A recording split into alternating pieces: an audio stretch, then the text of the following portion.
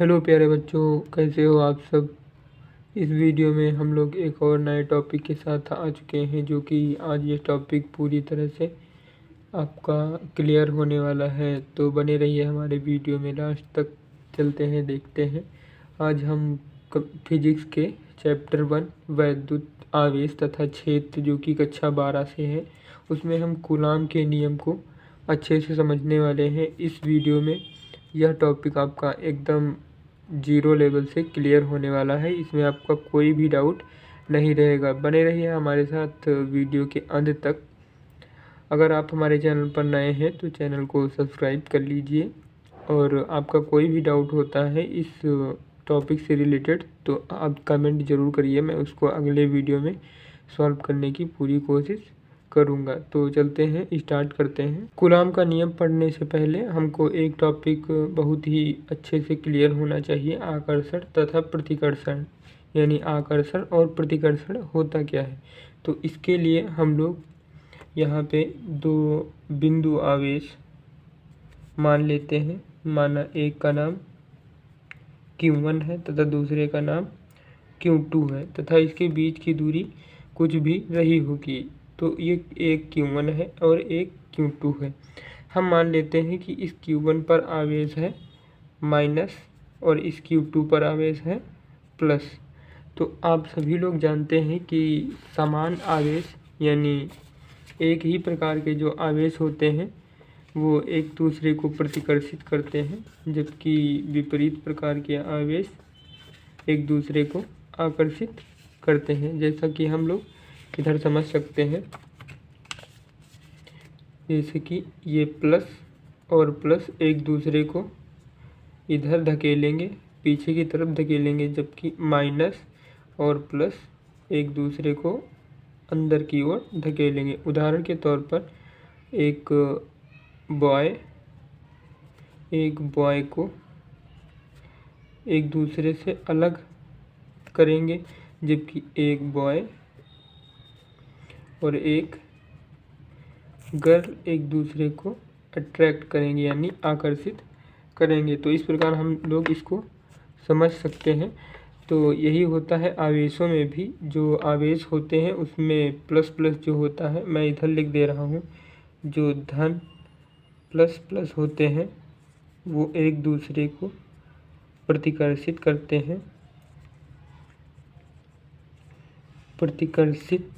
हैं और जो माइनस और प्लस होते हैं वो एक दूसरे को आकर्षित करते हैं। तो ये टॉपिक आपको अच्छे से क्लियर होना चाहिए। और जो जैसे कि माइनस और माइनस है, ये भी एक दूसरे को प्रतिकर्षित करेंगे। तो ये टॉपिक आपको अच्छे से क्लियर हो गया होगा। अब हम बढ़ते हैं। ये जो बिंदु आवेश हैं इनके बीच की दूरी कुछ रही होगी, हम लोग यहाँ पे इनके बीच की दूरी r मान लेते हैं, जो कि r दूरी पर है। तो इसके हिसाब से हमारी डिफिनेशन क्या हो जाएगी, किन्हीं दो बिंदु आवेशों के मध्य लगने वाला आकर्षण या प्रतिकर्षण, यानी आकर्षित करते हैं या फिर प्रतिकर्षित करते हैं।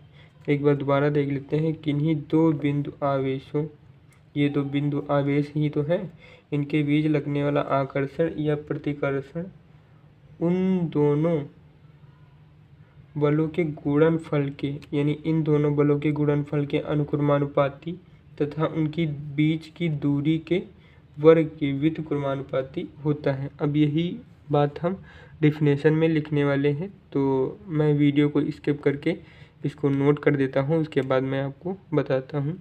आप यहाँ पर देख सकते हैं मैंने डिफिनेशन लिख दिया है। डिफिनेशन उसी तरह जो मैंने बोला था वही लिखा है।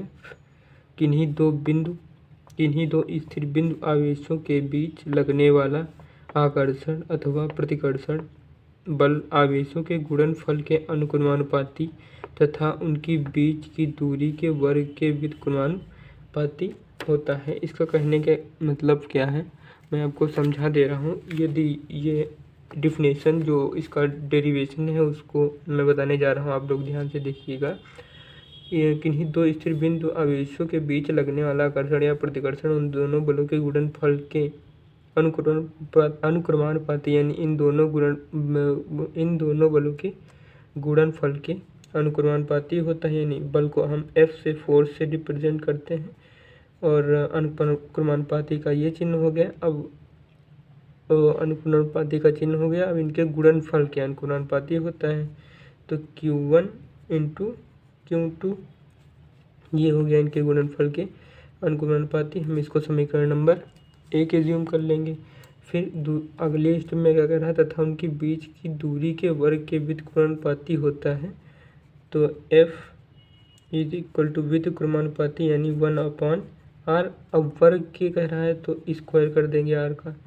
ये हो गया समीकरण 1 और समीकरण 2। अब इन समीकरण 1 व 2 को हम लोग लिखेंगे समीकरण 1 व 2 से। जब समीकरण 1 व 2 से हम चलेंगे तो ये हो जाएगा F तो इधर का बराबर ही है और ये F Q1 Q2 अपॉन में हो जाएगा r²। अब जब हम अनुक्रमानुपाती का यहाँ पे चिन्ह हटाएंगे तो ये आ जाएगा कि Q1 Q2 अपॉन r²। तो के क्या है यहाँ पे हम लोग यहाँ लिख सकते हैं, जहाँ के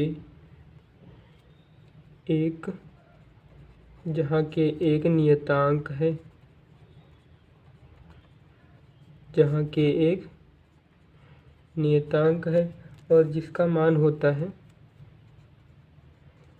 यदि हम न्यूमेरिकल की बात करें तो इसका के स्थान पर एक मान रखा जाता है। वो मैं मान बताने जा रहा हूँ, जिसका मान 9 × 10⁹ न्यूटन मीटर स्क्वायर प्रति कूलाम स्क्वायर होता है। अब हम इसको इस फॉर्मेट में लिखें, यानी F is equal to 9 × 10⁹ Q1 × Q2 upon में r²। तो आप देख सकते हैं यहाँ पे कुछ हमको अजीब प्रकार से दिख रहा है, तो हम इसको इस फॉर्मेट में नहीं लिख सकते। हम इसको सुविधा के लिए हम k को 1/4πε0 लिखते हैं सुविधा के लिए, जिसका मान 9 × 10⁹ न्यूटन मीटर स्क्वायर प्रति कूलाम स्क्वायर के बराबर ही होता है। तो हम इसको सुविधा के लिए 1/4πε0 लिखते हैं। मैं आपको इधर बताया दे रहा हूँ अगले स्टेप में। तो हम यहाँ पे F is equal to 1/4πε0 into Q1 into Q2 upon में r² लिखते हैं, जिसका आप लोगों को ये मात्रक होता है न्यूटन।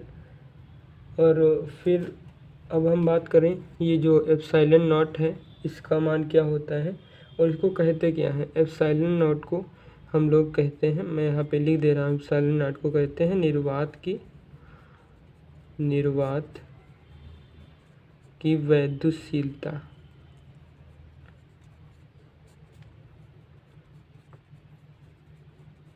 ε0 को निर्वात की वैद्युतशीलता कहते हैं और इसका मान होता है 8.855 × 10⁻⁻12। अगर इसके मात्रक की बात करें तो ε0 यहाँ पे हमने कूलाम का मात्रक देखा था, न्यूटन मीटर स्क्वायर प्रति कूलाम स्क्वायर। तो यहाँ पे ये पलट जाएगा क्योंकि नीचे से ऊपर जाएगा, तो ये हो जाएगा कूलाम स्क्वायर प्रति न्यूटन मीटर स्क्वायर हो जाएगा। फिर अगर हम कभी कभी एग्ज़ाम में 1 नंबर में पूछ लिया जाता है कि कूलाम का CGS पद्धति में मात्रक बताइए, तो CGS पद्धति में मात्रक होता है ये डाइन, इसका मात्रक होता है। आज के वीडियो में इतना ही। मिलते हैं किसी नेक्स्ट वीडियो में, तब तक के लिए आप हमारे चैनल से जुड़े रहिए। जय हिंद।